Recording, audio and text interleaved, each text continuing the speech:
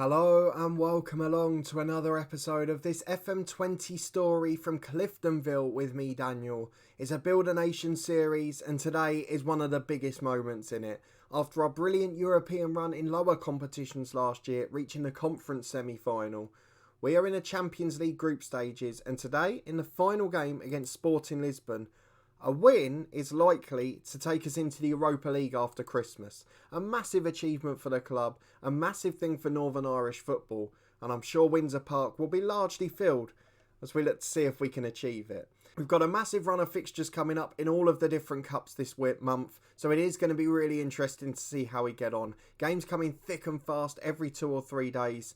And a few injuries creeping in as well. We're missing key centre-half Sean McDonald today, which will be difficult. And we'll of course take a look at the Sporting squad we'll be facing before we go and get into it.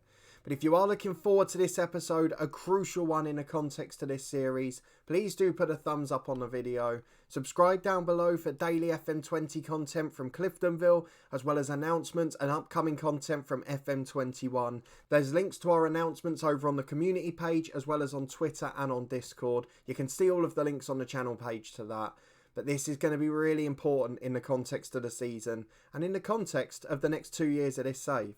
So let's go and have a look at the schedule quickly, just so I can show you the weekend's game against Coleraine. We won it comfortably 3-1 in the end, but it wasn't as comfortable as the scoreline looked. We were brilliantly 3-0 up thanks to Connor Crawford, 3 goals in 55 minutes for the 18-year-old.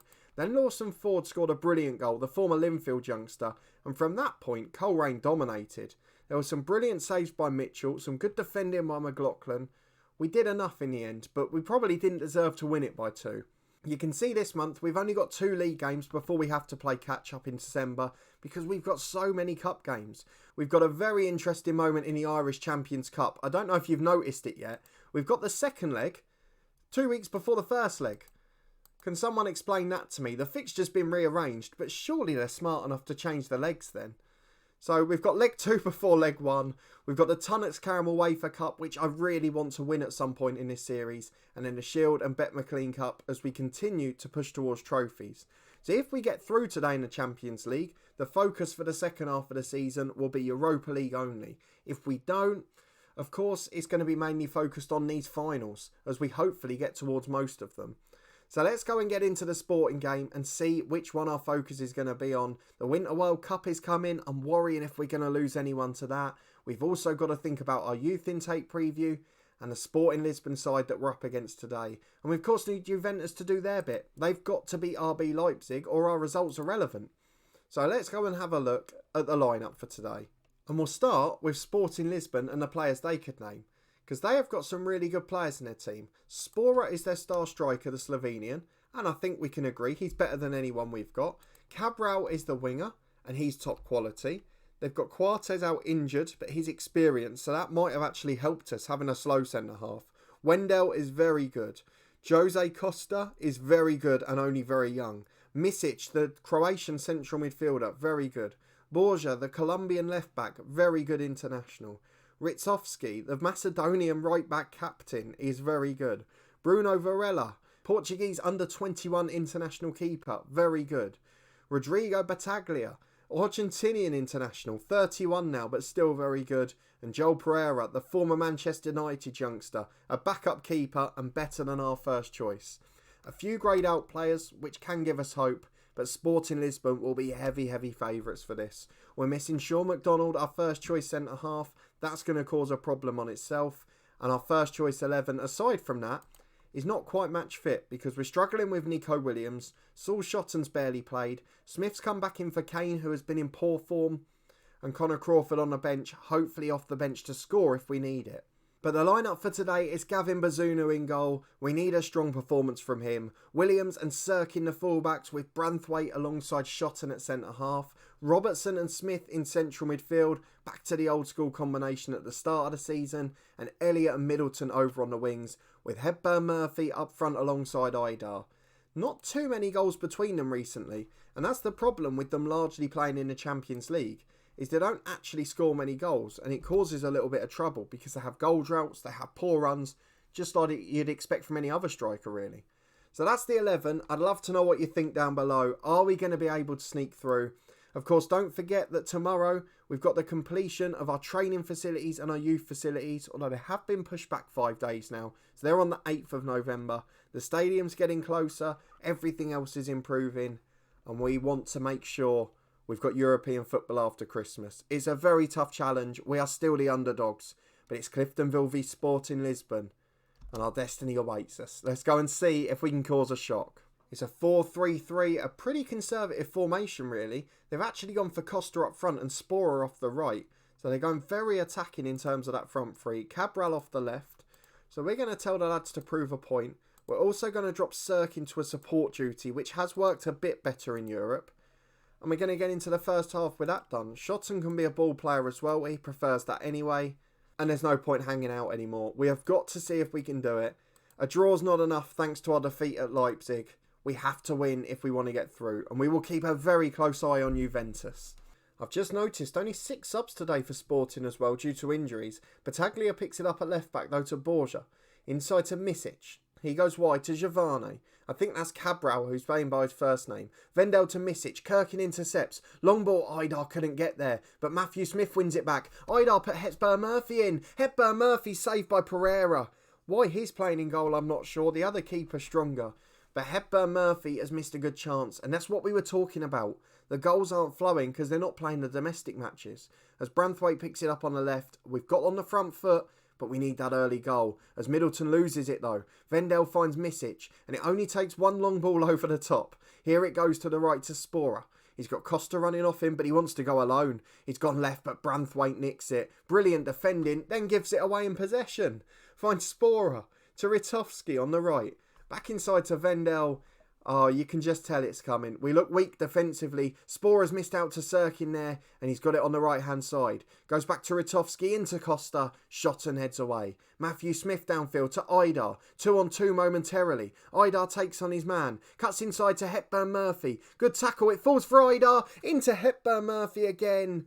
And he's missed another great chance. Hepburn Murphy has not got his shooting boots on, and it's the one game we really needed them. Still 0-0 after 20 minutes. We're going to regret this. 10 minutes to the break, and it's Sporting with a dangerous free kick. Shot and heads away to Glenn Middleton, who flicks on. But it looks like Battaglia's there unopposed. No real pressure from us as Battaglia goes back to Ritovsky. On halfway, hoofs it forward, intercepted by Nico Williams, to Harvey Elliott, to Hepburn Murphy. Can he turn provider this time? Aidar's in a box, he finds him, and Adam Aidar makes no mistake. We lead Sporting Lisbon. We lead the final Champions League group stage game. And as it stands, if we look at the Juventus score, it is 1-0 Juventus. As it stands, we're going into the Europa League last 32. And Nico Williams puts a corner in. Headed away as far as Harvey Elliott. Sporting still a threat, but we have been the better side. No doubt about that. Saul Schotten's got himself in trouble though. Gives it away to Costa with a crossfield pass. These aren't the moments you want to do that. Misic picks it up right side of the box, the Croatian. 2 in the middle, crosses in. Williams misses it. Cavani hits the post. Cavani, what am I on about? Cabral hits the post. It's 1-0 to Cliftonville, is it? 1 minute to go to half time. Matthew Smith crosses it. Hepburn Murphy shot blocked. Middleton volleys it in. It is 2-0 Cliftonville at half time. I amend my previous sentence, and it looks like somehow we've done it again. We look like we're going to get our second home win in the Champions League group stages, and with it, a place in the Europa League after Christmas. What a fantastic moment. What a performance so far. And if we can cut out these odd silly mistakes at the back, we should win this comfortably. As Sirkin throws into Smith. We could do with a goal for Hepburn Murphy. The ball's into the box, cleared as far as Robertson, and he's challenged by Battaglia. Long ball forward, but only as far as Branthwaite. He's got time on the left. Might just go back. It's the safest option, really. And Gavin Bazunu has got acres of space. He picks it up on the edge of his box. Long ball forward. Straight to Borja. He had more time to place that. And he's cleared out as far as Cabral. And now Vendel to Battaglia. Back to Vendel again. And it's spreaded left. But it's intercepted by Harvey Elliott. A poor run, but he's found form there. Finds Adam Aidar. And it's a good save by Pereira. Still 2-0. Still on a knife edge. Juventus have got a second. So we can focus entirely on our result now. As Nico Williams crosses. Sporar heads away as far as Aidar. Don't forget, against Leipzig, we conceded 2 in 2 minutes. It could well happen, as Robertson picks it up. He's got 2 out wide. Branthwaite is still up there as one of them. Gives it to Harvey Elliott and the highlight ends. But we're back straight away with Nico Williams. To Robertson, into Adam Aidar. That must be it. That must be the moment. 3-0 to Cliftonville. We are battering Sporting Lisbon. Cliftonville, that is. The Northern Irish side. We turned professional in the summer. And we are battering Sporting Lisbon. It is incredible. We reeled off some of those players. As Nico Williams gets it again on the right. He tries to cross, but it's blocked. And Cabral can counter now. And if they get one, they'll believe. If we can score 3, they certainly can. Shota misses his challenge. Cross into Costa is 3-1. And it's not over just yet. If we concede 2 more, we're out. We've got to be careful. 25 minutes on the clock. We've picked it up on the right with Harvey Elliott. His cross is cleared and we've just thrown too many men forward. I don't quite understand why the deep line playmaker's doing it. Borges goes into the box alone. He goes back to Ritovski, the right back, into Vendel. His shot's blocked to Ritovski and the right back Macedonian almost scores a screamer. We've got to think tactics now.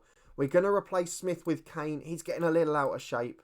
Can we put him defensive? I think we can. Finley Robertson, can we do anything else with him? Deep line playmaker, defensive. Let's just sit him back. Sirkin fullback on support. Williams, wing back on defend. Middleton, winger on support. Let's leave it at that for now. 10 more minutes and we'll make other subs. We're 25 minutes from the Europa League last 32. A massive achievement for this club. And we're going to make another change. Just try and see the timeout. Harvey Elliott's been the worst of the attacking players, so let's bring on a standard winger in Daly. Only on a support duty, he can drop back if he needs to. Then with 10 to go, we'll just change the striker. Hepburn Murphy, not played great, not looked like scoring, but got 2 assists. But Connor Crawford will get 10 minutes, and if he could score today, he will be a hero forever. I'm going to drop Sirkin to a defensive fullback, and we're going to see if we can hold it off. Surely now we can. 4 minutes to go. 3, we're counting them down. Into the last 2, and it's a goal kick to Bazunu. If we concede from here, we'll be doing every time wasting trick in the book. As Misic picks it up to Vendel in the centre circle. He's got men over on the right-hand side. He's going alone for now. Finds Borges. He's got Sirkin closing him. It's into Costa. Oh, it's 3-2. Oh, I don't like this one bit. Oh, it's getting so tense. This is not what we had in mind with half an hour to go. We gloated about wiping the floor with them. No overlaps, no pass into space. Yes, we're going to time waste. Oh, yes, we're going to slow it down. We're going to hold our shape when we've won it. Oh, what do we do? This is so difficult. We're going to drop the line of engagement as well. Let's get into that midfield and make it compact. Make it as compact as possible. 1.5 minutes plus stoppage time to go. If we concede, we're out of Europe. If we don't, we're in the Europa League, last 32. We're 30 seconds away, and we've done it. Cliftonville hang on. It is 3-2 against Sporting Lisbon. The Portuguese wonder kid tried his best to stop it, but we have snuck through, and it is a second win in the group stages. An incredible performance, an incredible run. Another £2.5 million there, and we are into the Europa League last 32. An incredible achievement for this football club. I'm not even sure when the draw is, to be honest. The games are tomorrow, so it might be after that. Oh, the draw's not till mid-December because of the Winter World Cup, so we won't get to see that today. Adam Aidar, the hero again, 2 goals for him. Brilliant performance, and he's still improving. It's exactly what we want to see. We know from the head coach series earlier this year, when we had our brief stint with Ireland, that his potential is so big. But it's just whether he can get it here at this club in a smaller stature league. We're going to do the press conference. We're delighted with the boys. And we've got Europa League football to come, and that will be from February and March onwards. I'm unsure exactly how the schedule is affected by the Winter World Cup, so let me just go and have a look. So the first knockout round is on the 16th of February. So it says it's only 1 leg there. Are they only 1 leg because of the Winter World Cup? But the second knockout round, it's got 2 legs. So if that's just a one-off tie and we get drawn at home, it gives us a great chance. Whether we will or not, I don't know. We've got a few contractual issues to resolve here as well. The likes of McLaughlin, who's only got this year on his contract. All of the loanies. Matthew Smith's wanted still. Big clubs like Fulham after him. And only 1.5 years left on his deal. Sammy Wilson still wanted by Coleraine. And a few others that will be trying to get off the books. If we have a look at the contracts, a lot of those backup players run out this year. It's going to give us some food for thought, whether we keep them, whether we make them squad players, or whether we just let them all go and try and increase next year. Do we know what the implications of a year of Champions League group stage football will do to our reputation? We just don't. We don't know what will happen to the Irish League. Linfield got through 2 qualifying rounds, but other clubs didn't do much in the transfer window, which really frustrated us. So there's a lot of food for thought. There's a lot of things that could go wrong. We will be back as it stands for the second leg, which is apparently leg 1 of the Irish Champions Cup final, just to make sure we win that. I want to show you Dundalk as well, because on paper, they're a pretty similar side to us. Last season, they got to the Europa Conference group stages, I believe. Let me have a look. They did better than that. They got to the Europa League group stages. They did the same the year before. So they are consistently at the level we are now. Yes, they lost in qualifying this year. They got Hibs, which was difficult. But they're a really good side. It's going to be difficult for us. And they're there, don't forget, this year because they didn't win the league. They've done it again now, and it's going to be difficult for us. But they've got really good players. If I show you some of the stars, they've got people like Glenn Ray from Luton Town. Obviously a player I know well. Michael Duffy, if you look at him as a winger, he's better than Middleton. Definitely better, there's no question. George Miller's injured for 2 months, so we probably won't see him. Anthony Ford, he was at Walsall, wasn't he? He was a really good player back in the day. He's a proper good winger as well. So there's quality in this side. They're pretty similar to us. The striker's okay. Glenn Ray's still good, although a little bit physically damaged from injuries. But they've got a really good squad. So this is going to be a tense one. The first leg we'll play off camera in a moment, and we will be back for the second leg to see if we can win another trophy. We've then got a massive run of catch-up games across December and January in the Danske Bank Premiership. But the Irish Premiership is going to have to play second fiddle. We want to try and win the Tunnocks Caramel Wafer Cup. We'll be hoping we get to the semi-final there. We'll be hoping for the final of the Shield and the semi-final of the League Cup. The Irish Cup starts in January as well, so there is going to be backlog and fixture congestions. But we've got to try our best to get through it. That's why we've got a big squad, and we're going to try and utilise it. But if you did enjoy this episode, that incredible victory against Sporting Lisbon, and our successful path to the Europa League last 32, we've just done everything one better than last year. Last season, it was the Europa League group stages, third place, the Europa Conference last 32. And this year, it's one competition higher the whole way along. Fantastic effort from the boys, an unbelievable performance really. And the fact that we even had to worry about throwing it away at the end shows just how far we've come. So we will be back to face Dundalk, another difficult game for the away leg. We'll see if we can get the advantage at home. But if you did enjoy this one, please do put a thumbs up on it. Subscribe down below for daily FM20 content from this story with Cliftonville. As I said earlier, check out the community page, Discord and Twitter for my FM21 announcements, as well as our Irish League predictions, preview and guide in the eye above from the podcast channel. The first game of the season just took place last weekend. I loved the 2 games that were live streamed on the BBC, so hopefully there's more this weekend, and it'll be a great season with some big players moving over there as well. But a massive thanks for watching this one. Your continued support with the series as always. I really do appreciate it. And I hope to see you next time for more big action with Cliftonville as we try to win our first trophy of the season against professional side Dundalk.